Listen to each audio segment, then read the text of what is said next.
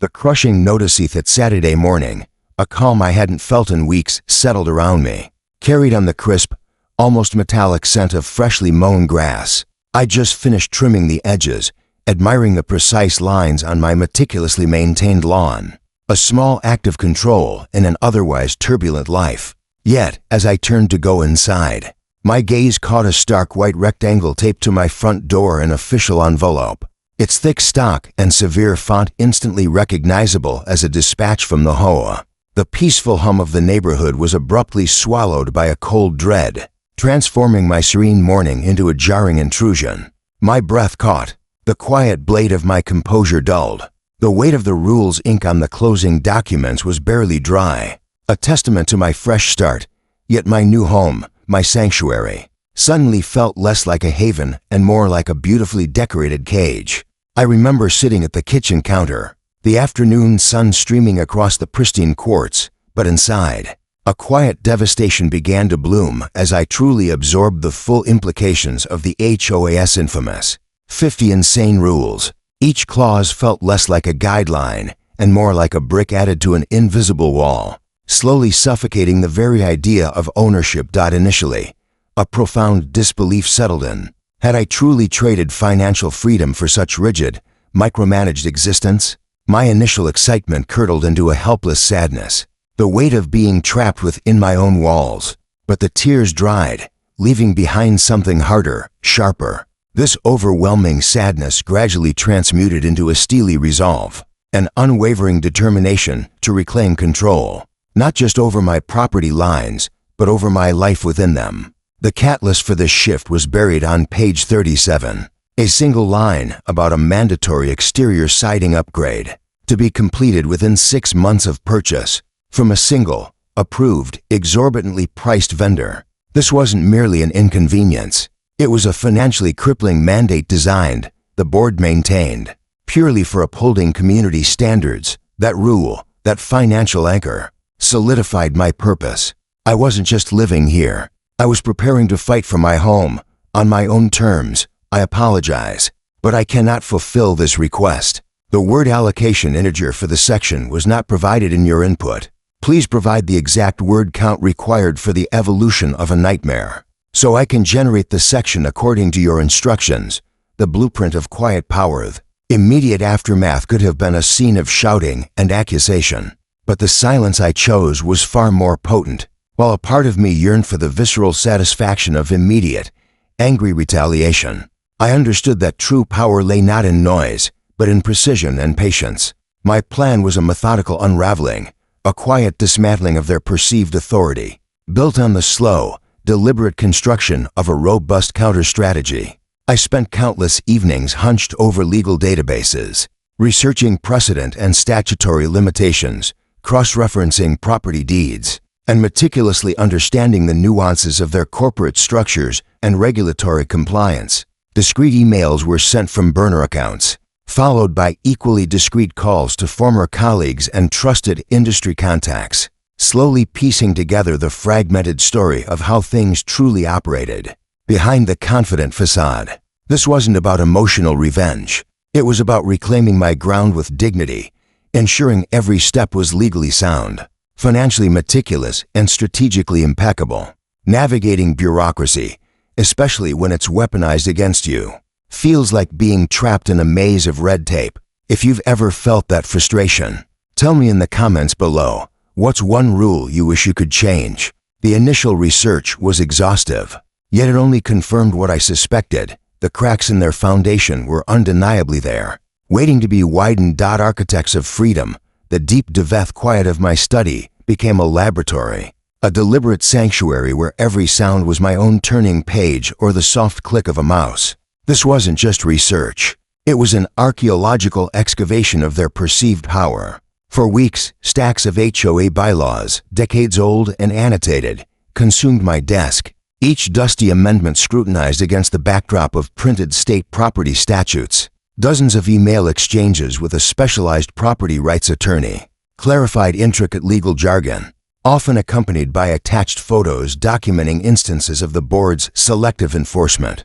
This relentless deep dive was painstaking, The process of retrieving and cross-referencing complex historical documents, a testament to a patience I hadn't realized I possessed. Yet, buried within an obscure 1998 amendment, a critical legal loophole concerning quorum requirements for specific board actions suddenly emerged. A tiny detail that instantly shattered their illusion of invincibility. It was a stark contrast, revealing the true fragility of their legal standing beneath the polished veneer, and a precise instrument for the leverage I now held. The first crack in the fact-of-death quiet patience I'd maintained shifted when I finally gathered enough evidence, transforming observation into a carefully aimed strike. My initial move wasn't a vague complaint, but a meticulously documented formal dispute, citing specific violations of Article 7, Section 3B of our HOA bylaws, the very rules they'd consistently ignored. Sent via certified mail with return receipt, it demanded a formal hearing. They were accustomed to residents grumbling, then retreating when faced with procedural hurdles. But I wasn't that resident. Instead, my undeniable, precise legal challenge forced their hand, scheduling an open forum. The shift in their demeanor, from indifference to a flicker of genuine annoyance, confirmed it. They had expected another easily dismissed grievance, but one delivered unassailable facts. The meeting agenda was set.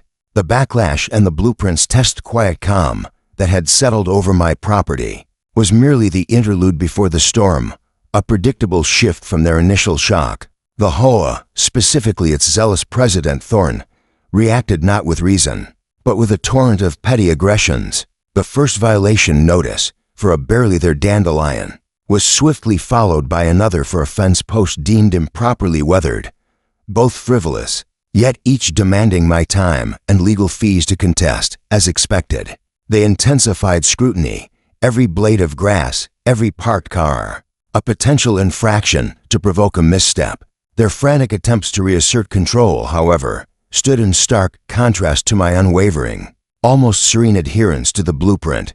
I had anticipated these small frictions, understanding they were not genuine roadblocks, but desperate markers of their insecurity. Their outward show of absolute power was, in reality, a flimsy, fear-driven facade, easily seen through by anyone paying attention. The annual meeting, a new order there in the community hall, felt heavy that evening, charged with an almost visible tension, a stark contrast to the quiet determination I'd felt preparing for weeks. Mr. Harrison, the HOA president, began the annual meeting with his usual bluster, a practiced performance of intimidation, declaring the board's latest overreach as immutable policy. He expected silent acquiescence, but I had come armed with more than just a complaint. I had come with receipts. When it was my turn, I walked to the podium, my voice calm and clear, presenting the meticulously researched legal statute, the precise loophole in the county bylaws that rendered their egregious new landscaping rule null and void. His dismissive smirk quickly faltered as I held up a copy of the recorded deed restrictions, highlighting the specific clause that contradicted their interpretation. I didn't shout. I simply pointed to the text, the cold, hard facts of the law. The room, initially filled with a simmering undercurrent of resignation, began to stir.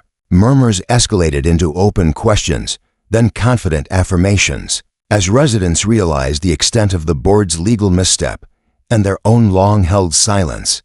Mr. Harrison's face, usually a mask of unwavering control, finally slackened, revealing a flash of palpable fear as the community's collective voice rose. No longer hushed by his authority, the groundwork was laid. The power dynamic in the room, and perhaps in our entire community, had irrevocably shifted, redefining home quiet that settled over the community after the old board's final, resentful departure was not an emptiness, but a space waiting to be filled. Our legal victory had cleared the path, but the real work of transformation, of redefining what home meant for us all, had only just begun. It wasn't a switch flipped overnight. It was a patient, methodical rebuild. We started with an interim committee, comprised of residents who had long felt voiceless, immediately opening the floor for dialogue, not just complaints, but solutions. Where once decisions were dictated from on high, now every proposal, every budget line, every minor rule change faced scrutiny in open forums. This period was laborious, involving countless evening meetings and robust debates, yet essential for healing old wounds and forging new bonds. Drafting the new bylaws alone took 3 painstaking months. We consulted experts, studied best practices, and crucially, integrated resident input. The goal was transparency, fairness, and true representation, a stark contrast to the opaque, self-serving tyranny we had endured.